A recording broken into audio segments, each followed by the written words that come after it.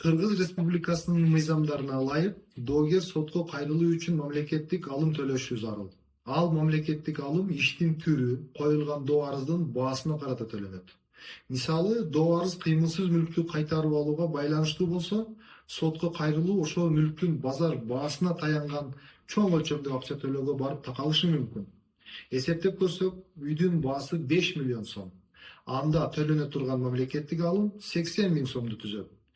Иш талаштуу болсо, ушул акчаны кайтара албоо тобокелдиги күчөйт. Бирок, ошол эле маалда элдин көбү биле бербеген бир нерсе айтып кетели.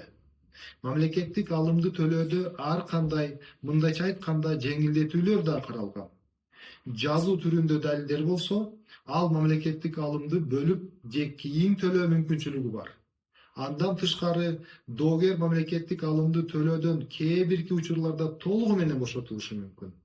Ал кандай учурлар же шарт жагдайлар бизге чалып акысыз билип алсаңыз болот.